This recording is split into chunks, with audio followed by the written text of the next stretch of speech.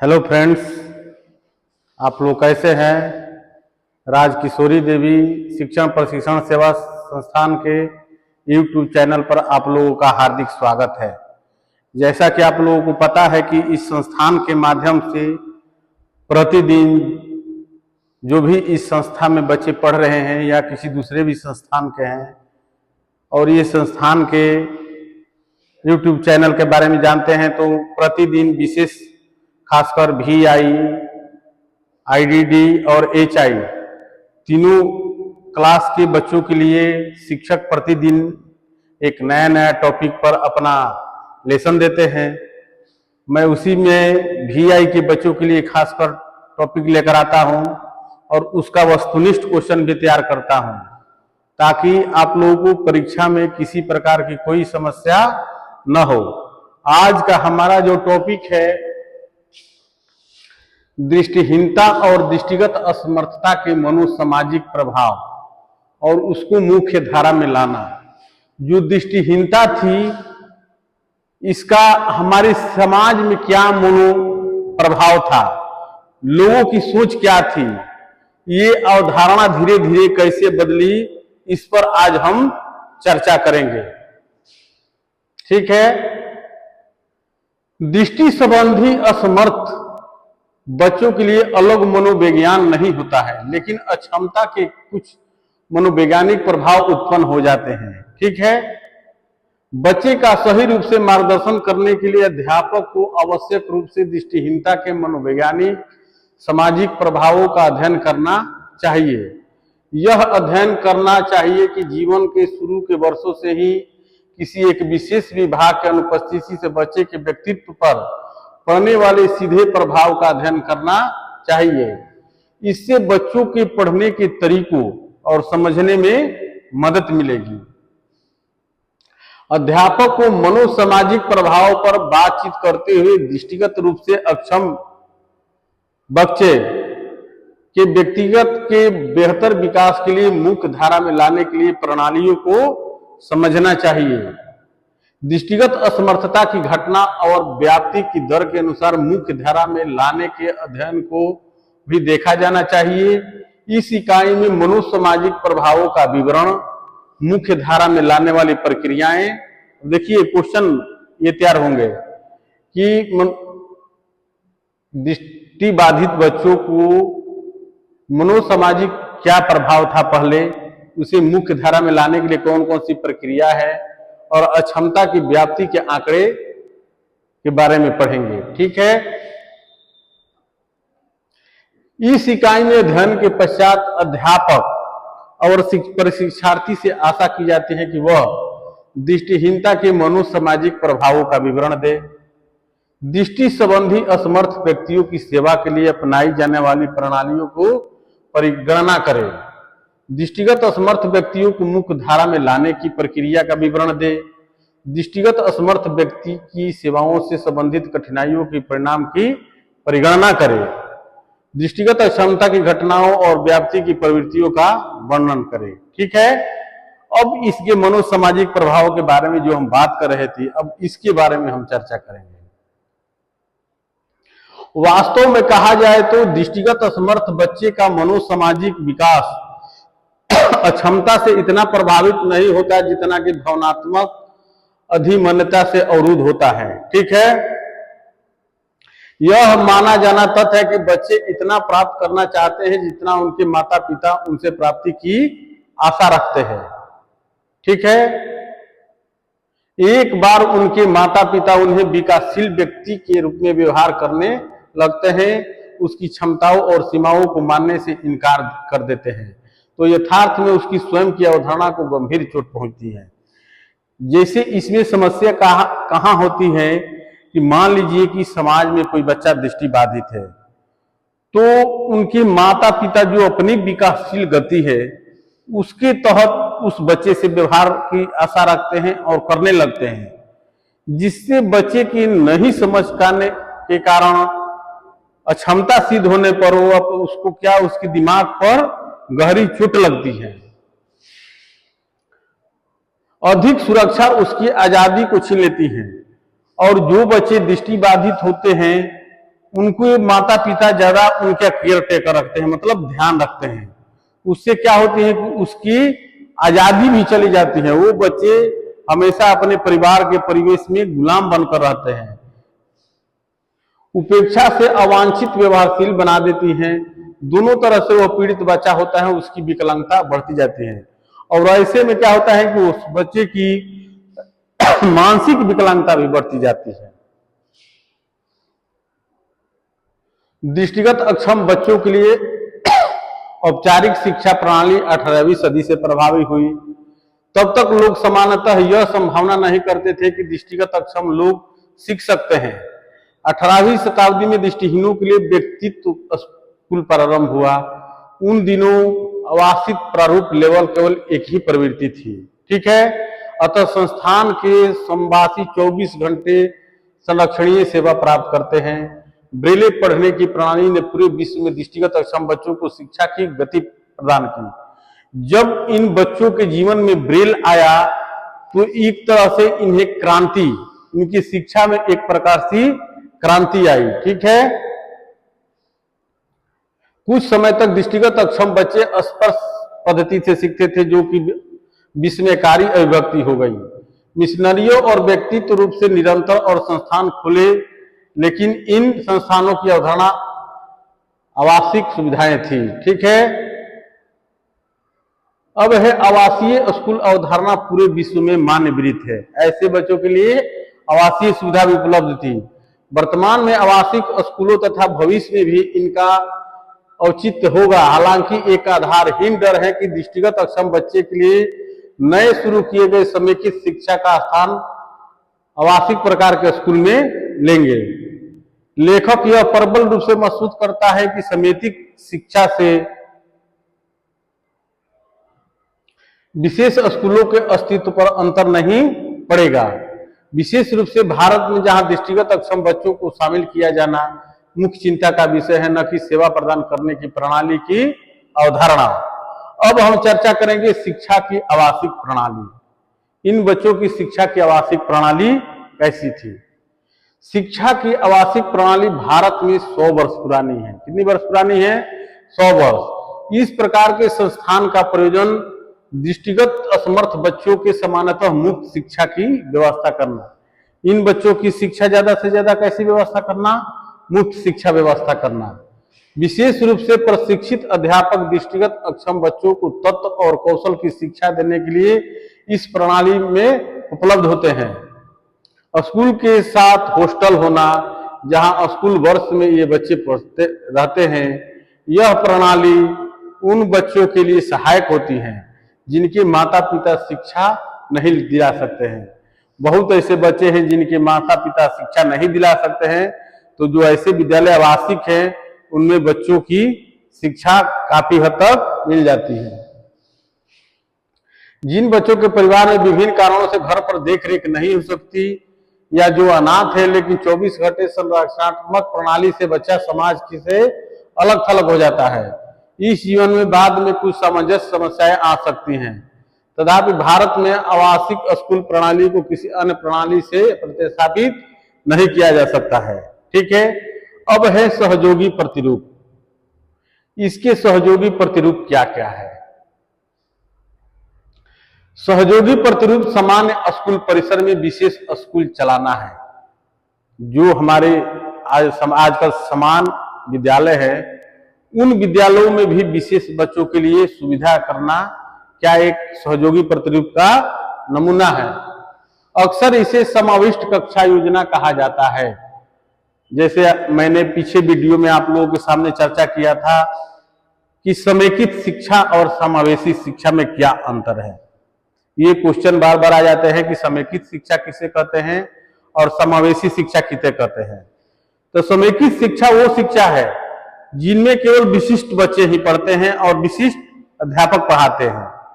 लेकिन समावेशी शिक्षा वैसी है जिनमें विशिष्ट बच्चे और सामान्य बच्चे दोनों पढ़ते हैं, और सामान्य टीचर भी बहुत कुछ इन बच्चों की पढ़ाई के अनुरूप ट्रेनिंग दी जाती है, और विशेष टीचर भी उन लोगों के लिए अलग से बहाल किए जाते हैं, जिसमें दोनों बच्चों की पढ़ाई हो जाती है। वो क्या है? समावेशी शिक्षा है।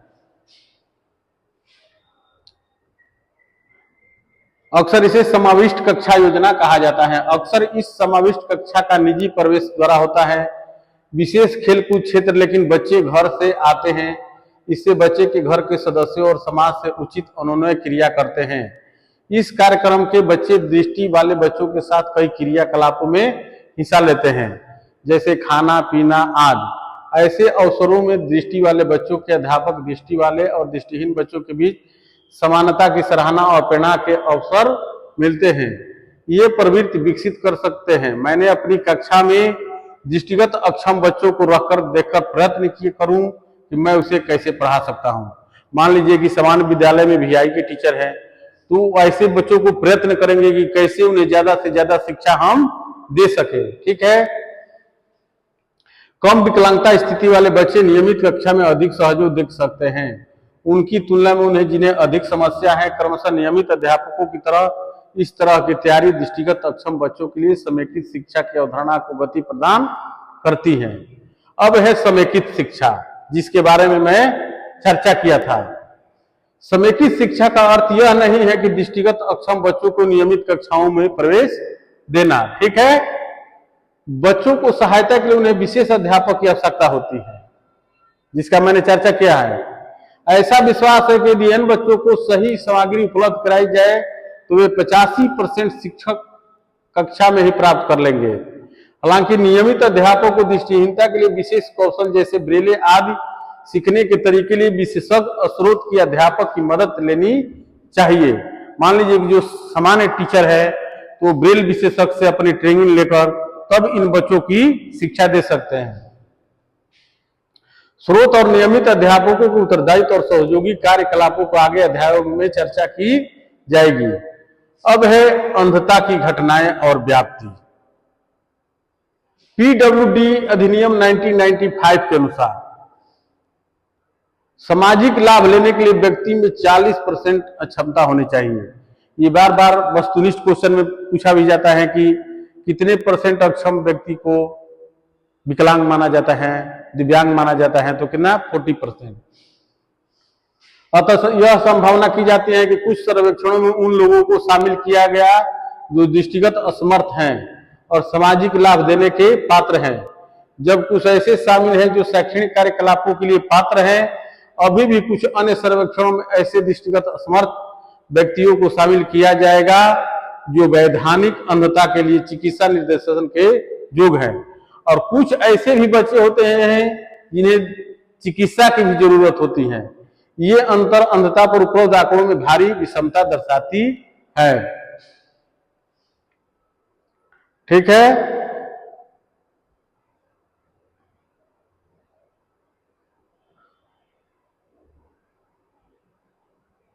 ऐसा अनुमान है कि विश्व के 45 करोड़ दृष्टिहीन हैं और 135 करोड़ कम नजर वाले हैं तथा 90% लोग इनमें से विकासशील देशों के हैं। थाई इलाका और दृष्टिहीनता असमर्थ लोगों की शिक्षा के लिए अंतर्राष्ट्रीय परिषद ICI 1995 में 35 करोड़ लोग विश्व में दृष्टिहीन हैं, 23 करोड़ लोग एशिया में रहते हैं, 7 करोड़ लोग अफ्रीका में, ठीक है, 25 करोड़ लोग लैटिन अमेरिका और 25 करोड़ लोग विश्व में हैं। यह भी उल्लेखनीय है कि लगभग 15 करोड़ लोग गंभीर रूप से दृष्टिगत असमर्थ हैं। WHO PVD के आंकड़े बैंक की रिपोर्ट के अनुसार 38 करोड़ दृष्टिहीन लोग हैं, 110 करोड़ लोग कम नजर वाले हैं। कुल 150 करोड़ व्यक्ति किसी भी प्रकार से दृष्टिगत असमर्थ है। ठीक है। राष्ट्रीय स्तर पर कोई भी वैधानिक सर्वेक्षण नहीं है। दिव्यांगता के लिए राष्ट्रीय स्तर पर अभी कोई सर्वेक्षण की वैधानिक नियम नहीं आया है जो दृष्टिगत असमर्थ व्यक्तियों के संबंध में संख्या की सूचना उपलब्ध कराए। मूल काम में बहुत सी योजनाएं बनाई गई है जो नमूना सर्वेक्षण के आधार पर की गई। मेंडरर और रख ने उल्लेख किया है कि वास्तविक क्षमता की व्याप्ति की वास्तविक सीमा और दर के विषय में सीमित सूचना है। अतः वास्तविक संख्या का पता लगाने के लिए यदि कोई ऐसा चाहता है तो एक पूरे जिले को कवर करे, फिर जिले के प्रशासनिक भाग को कवर करे। एक ही योजना के अंतर्गत जिसके अंतर्गत पूरे खंड में घर घर का अक्षम बच्चों का सर्वेक्षण किया, जिसे एनसीईआरटी के माध्यम से यूनिसेफ ने समर्थन दिया। 1987 से 1993 तक ये योजना एक राज्य के प्रतिनिधि खंड में किया गया, जैसे राजस्थान, मध्य प्रदेश, महाराष्ट्र, उड़ीसा, तमिलनाडु और बड़ौदा। योजना से प्राप्त की गई आंकड़ों को सुरक्षित रूप से राष्ट्रीय स्तर पर प्रयोग किए जा सकते हैं, क्योंकि राष्ट्रीय स्तर पर यह सर्वेक्षण है जो पूर्ण खंड के आधार पर किया गया है। PIED के अनुसार लगभग 25% स्कूल जाने वाले बच्चों को किसी न किसी प्रकार की क्षमता है। 10 खंडों में 5306 अक्षम बच्चों में से 175 बच्चे कम या गंभीर दृष्टिगत असमर्थता वाले हैं। ठीक है, सभी स्तरों से प्राप्त आंकड़ों का बिना ध्यान दिए स्पष्ट है कि शिक्षा और स्थापना कार्यक्रमों में दृष्टिगत असमर्थ लोगों का शामिल होना संतोषजनक नहीं है। उन लोगों की जनसंख्या जिन्हें सेवाएं प्रदान की जा रही है बहुत असंतुलन है। इस असंतुलन में जैसे ग्रामीण और शहरी क्षेत्र लिंक और छोड़ देना चाहिए। ठीक है, जैसा कि क्या है कि ग्रामीण क्षेत्रों में इन बच्चों के प्रति अभी लोगों की काफी कम रुझान रहता है कि ये बच्चा कुछ कर नहीं सकता है, ये दृष्टि बाधित है।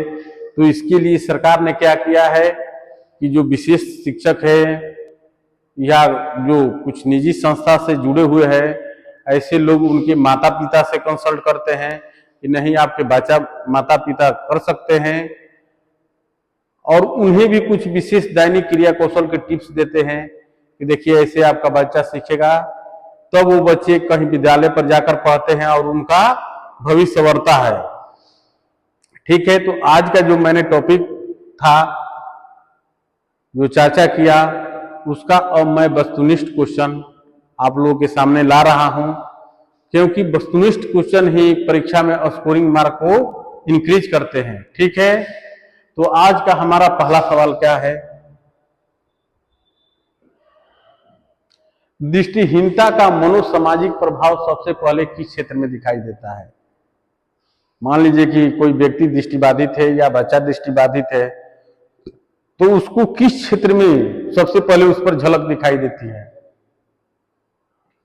ए है शारीरिक विकास, बी मानसिक विकास, सी समावेशी समावेश, कि डी आत्मसम्मान में कमी। तो इसका सही आंसर क्या होगा? ऑप्शन डी, आत्मसम्मान में कमी। अब है क्वेश्चन नंबर 2 देखिए, दृष्टिगत असमर्थता से पीड़ित बच्चों में सामाजिक अलगाव का क्या कारण हो सकता है? ठीक है, ऑप्शन क्या है? शारीरिक कमजोरी, दृष्टि की कमी, मानसिक विकलांगता, आर्थिक स्थिति। तो इसका सही आंसर क्या होगा? ऑप्शन बी, दृष्टि की कमी। ठीक है, अब है क्वेश्चन नंबर 3। क्वेश्चन नंबर 3 देखिए, दृष्टिहीनता के कारण बच्चों के आत्मनिर्भरता पर क्या प्रभाव पड़ता है?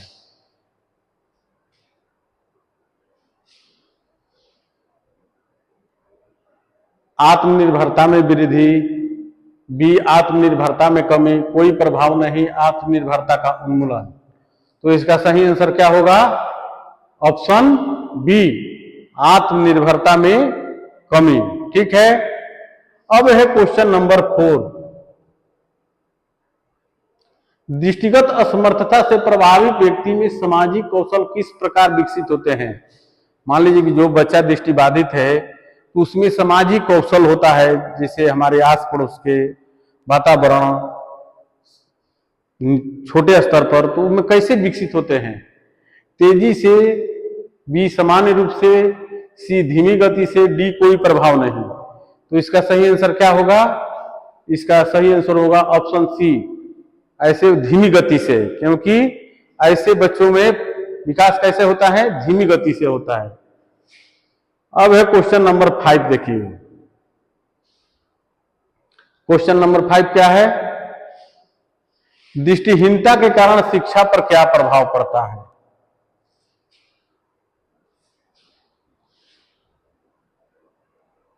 ऑप्शन क्या दिया है? शिक्षा में प्रगति, शिक्षा में कठिनाई, शिक्षा का उन्मूलन, शिक्षा में कोई परिवर्तन नहीं। तो इसका सही आंसर क्या होगा? ऑप्शन बी, शिक्षा में कठिनाई। ठीक है, अब है क्वेश्चन नंबर 6। देखिए, दृष्टिगत असमर्थता से मनोवैज्ञानिक तनाव क्यों उत्पन्न हो सकता है? ठीक है, पहला ऑप्शन क्या दिया है? शारीरिक कमजोरी के कारण, बी सामाजिक अलगाव और आत्मसम्मान में कमी, उच्च मानसिक क्षमता के कारण, डी शारीरिक स्वास्थ्य के कारण। तो इसका सही आंसर क्या होगा? ऑप्शन बी, सामाजिक अलगाव और आत्मसम्मान में कमी। इसको आप ध्यान रखिएगा, ऑप्शन बी, सामाजिक अलगाव और आत्मसम्मान में कमी। अब देखिए क्वेश्चन नंबर 7 नंबर क्वेश्चन देखिए, दृष्टिहीनता के कारण सामाजिक संबंधों में क्या परिवर्तन होता है? ठीक है, ए संबंधों में वृद्धि, बी संबंधों में कमी, सी कोई परिवर्तन नहीं, डी संबंधों का उन्मूलन। तो इसका क्या होगा सही आंसर? इसका सही आंसर होगा ऑप्शन बी, संबंधों में कमी। दृष्टिहीनता के कारण क्या होती है? संबंधों में कमी आ जाती है, इसीलिए इसका सही आंसर क्या होगा? ऑप्शन बी, संबंधों में कमी। अब देखिए क्वेश्चन नंबर 8 क्या है?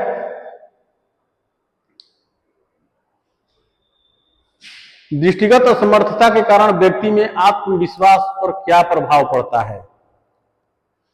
ठीक है, ऑप्शन ए है आत्मविश्वास में वृद्धि, बी आत्मविश्वास में कमी, सी आत्मविश्वास स्थिर रहता है, डी आत्मविश्वास समाप्त हो जाता है। तो इसका सही आंसर क्या होगा? ऑप्शन बी, आत्मविश्वास में कमी। अब देखिए क्वेश्चन नंबर 9, दृष्टिहीनता के कारण मनोवैज्ञानिक तनाव को कम करने के लिए कौन सी विधि सहायक हो सकती है?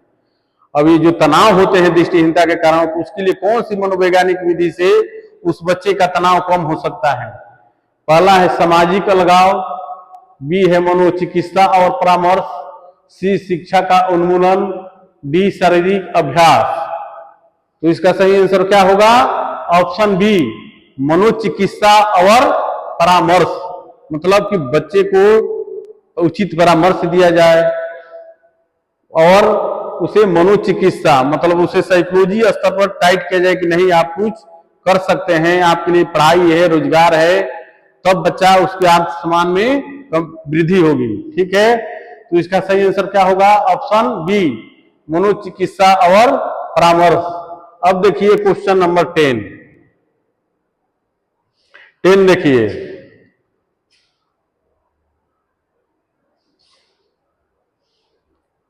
दृष्टिगत असमर्थता के कारण बच्चों के सामाजिक व्यवहार पर क्या प्रभाव पड़ता है?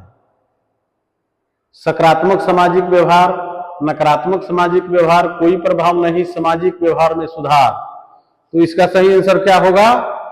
ऑप्शन बी, नकारात्मक सामाजिक व्यवहार। ठीक है, ऑप्शन बी। अब देखिए क्वेश्चन नंबर 11, समेकित शिक्षा का मुख्य उद्देश्य क्या है? जिसका चैप्टर में मैंने चर्चा किया था। दृष्टिगत असमर्थ बच्चों को विशेष स्कूलों में भेजना, सभी बच्चों को एक साथ शिक्षा प्रदान करना, दृष्टिहीन बच्चों को सामान्य शिक्षा से दूर रखना, केवल शारीरिक रूप से सक्षम बच्चों को शिक्षित करना। तो इसका सही आंसर क्या होगा बताइए आप लोग? इसका मैंने चैप्टर में चर्चा किया था।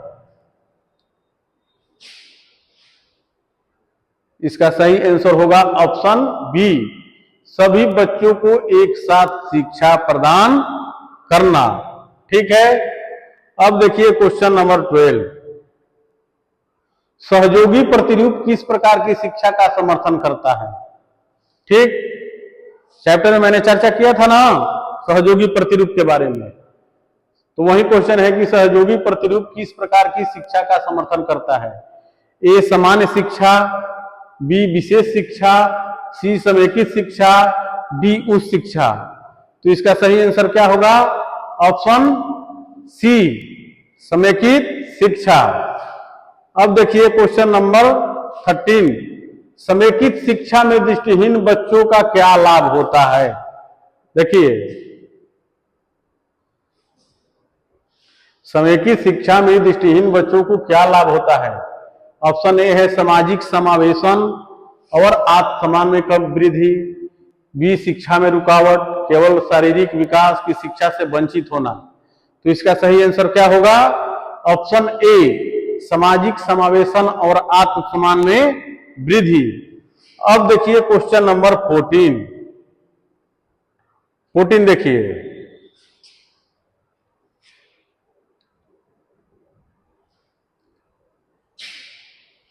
सहयोगी प्रतिरूप का क्या उद्देश्य होता है। ठीक, बच्चों के बीच प्रतिस्पर्धा बढ़ाना, दृष्टिगत असमर्थ बच्चों को सामान्य बच्चों के साथ शिक्षा प्रदान करना, विशेष स्कूलों की स्थापना, शिक्षा में असमानता को बढ़ावा देना। तो इसका सही आंसर क्या होगा। ऑप्शन बी दृष्टिगत असमर्थ बच्चों को सामान्य बच्चों के साथ शिक्षा प्रदान करना। अब देखिए क्वेश्चन नंबर 15, दृष्टिहीनता के मनोसामाजिक प्रभाव को कम करने के लिए कौन सी शिक्षा पद्धति उपयुक्त है। ये सब का मैंने चैप्टर में चर्चा कर चुका हूं, फिर भी उसी में से वस्तुनिष्ठ क्वेश्चन तैयार करके मैं पढ़ा रहा हूं ताकि आप लोगों को रिवाइज हो जाए एक बार। ऑप्शन ए है सामान्य शिक्षा, बी समेकित शिक्षा, सी विशेष शिक्षा, डी घरेलू शिक्षा। तो इसका सही आंसर क्या होगा। ऑप्शन बी समेकित शिक्षा। अब है क्वेश्चन नंबर 16 देखिए,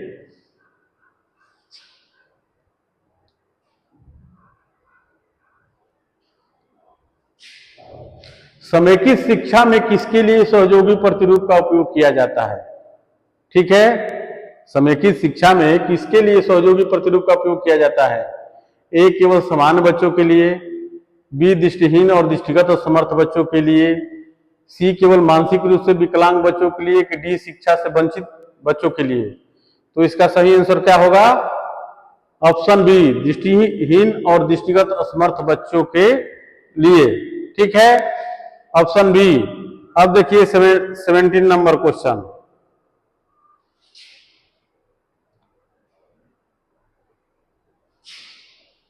सहयोगी प्रतिरूप किस प्रकार के बच्चों के लिए लाभकारी है। ठीक है, पहला है सामान्य बच्चे, दूसरा विशेष जरूरत वाले बच्चे, सी केवल शारीरिक रूप से अक्षम बच्चे, डी उच्च शिक्षा प्राप्त बच्चे। तो इसका सही आंसर क्या होगा। ऑप्शन बी विशेष जरूरत वाले बच्चे। ठीक है, अब देखिए क्वेश्चन नंबर 18, समेकित शिक्षा में दृष्टिहीन बच्चों के साथ सामान्य बच्चों का व्यवहार कैसा चाहिए। ठीक, ऑप्शन ए है सहानुभूति पूर्वक और सहायक, बी उदासीन, सी प्रतिस्पर्धात्मक, कि डी अनमोल। तो बताइए इसका सही आंसर क्या होगा आप लोग सोच के।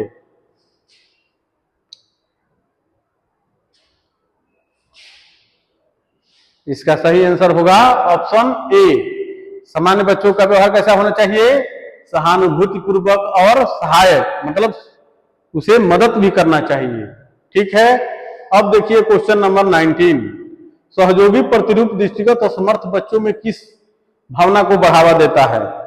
ठीक है, पहला है आत्मसम्मान और आत्मनिर्भरता, बी सामाजिक अलगाव, सी आत्मविश्वास की कमी, डी भय और सुरक्षा। तो इसका सही आंसर क्या होगा। ऑप्शन ए आत्मसम्मान और आत्मनिर्भरता। ठीक है, अब देखिए क्वेश्चन नंबर 20 नंबर क्वेश्चन पर ध्यान दीजिए।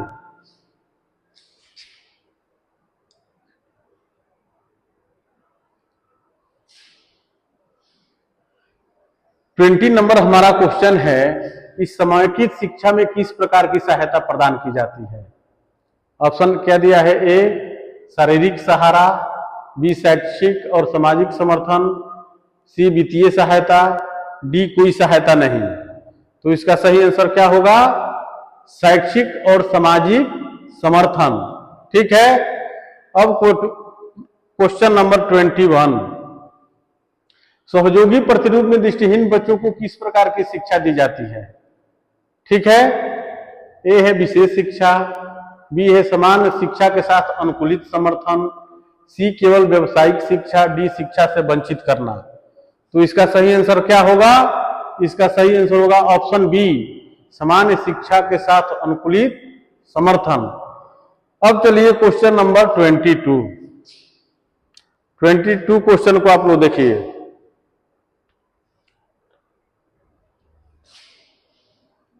समेकित शिक्षा का दृष्टिगत असमर्थ बच्चों के मनोवैज्ञानिक विकास पर क्या प्रभाव पड़ता है? ठीक है, समेकित शिक्षा में जो दृष्टिगत बच्चे हैं उसका क्या मनोवैज्ञानिक प्रभाव पड़ता है? ए है सकारात्मक प्रभाव, बी नकारात्मक प्रभाव, सी कोई प्रभाव नहीं, डी अवरोध प्रभाव। तो इसका सही आंसर क्या होगा? ऑप्शन ए, सकारात्मक प्रभाव। ठीक है, अब है क्वेश्चन नंबर 23, सहयोगी प्रतिरूप में कौन सी विशेषता महत्वपूर्ण है? बताइए, क्वेश्चन क्या है हमारा, देखिए।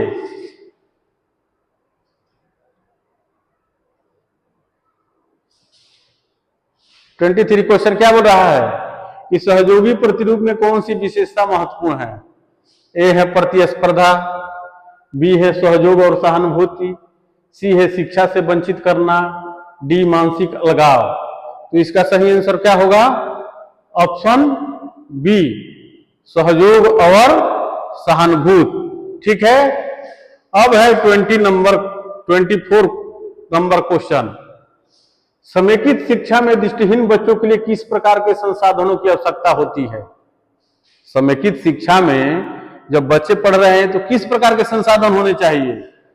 ऑप्शन ए है सामान्य पुस्तकें, बी ब्रेल लिपि और श्रवण सहायता, सी खेलकूद उपकरण, डी उच्च तकनीकी उपकरण।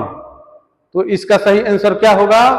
ऑप्शन बी, ब्रेल लिपि और श्रवण सहायता। ठीक है, अब नेक्स्ट एंड लास्ट क्वेश्चन देखिए। लास्ट क्वेश्चन हमारा क्या है कि सहयोगी प्रतिरूप दृष्टिहीन बच्चों में किस भावना का विकास करता है? ऑप्शन ए है आत्महीनता, बी आत्मसम्मान, सी सामाजिक अलगाव, डी असुरक्षा। तो इसका सही आंसर क्या होगा? ऑप्शन बी, आत्मसम्मान। तो आज की जो हमारे वीडियो कोई टॉपिक और उसके वस्तुनिष्ठ क्वेश्चन समाप्त होते हैं। फिर मैं अगले दिन आप लोगों के सामने एक नए टॉपिक और उसके वस्तुनिष्ठ क्वेश्चन लेकर हाजिर होऊंगा। आप लोग कम से कम ये कीजिए कि वीडियो को लाइक कीजिए और चैनल का सब्सक्राइब कीजिए, ताकि हम लोगों का भी मनोबल बढ़ा रहे। और आप लोग कम से कम ये कीजिए कि प्रतिदिन वीडियो को अच्छे तरह से सुनिए और देखिए और अपने कॉपी पर वस्तुनिष्ठ क्वेश्चन को लिखते जाइए, ताकि जब परीक्षा का वक्त आए तो आप लोगों को किसी प्रकार की समस्या न हो। ठीक है, फिर मैं नेक्स्ट दिन आप लोगों के सामने एक नया टॉपिक लेकर हाजिर होऊंगा। तब तक के लिए धन्यवाद।